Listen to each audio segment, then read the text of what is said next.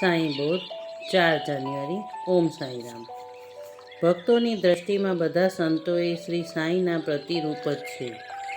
હવે વંદન સંત સજ્જનોને, નિવૃત્તિનાથ જ્ઞાનેશ્વર મુક્તા સોપાનને, એકનાથ સ્વામી જનાર્દનને, તુકારામ કાન્હોબા નરહરિને। હેમાળ પંતે શ્રી સરસ્વતીને વંદન કર્યા પછી શ્રી સાંઈ સચ્ચરિત્રના પ્રારંભમાં પોતાના વંશજોને અત્યંત આદરયુક્ત નમન કર્યા।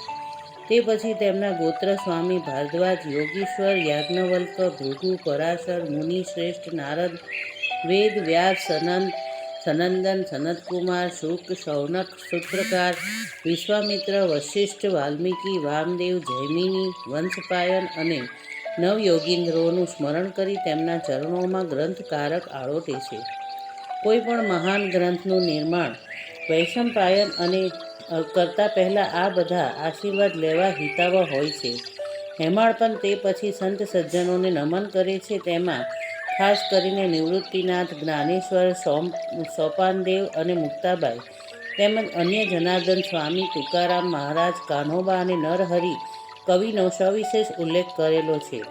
મનમાં ખરું વૈરાગ્ય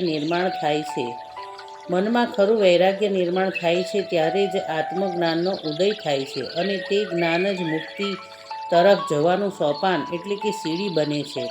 એનો સૂચિત અર્થ જાણે કે નિવૃત્ત, જ્ઞાનદેવ, સોપાન અને મુક્તાબાઈના નામોમાંથી વ્યક્ત થાય છે।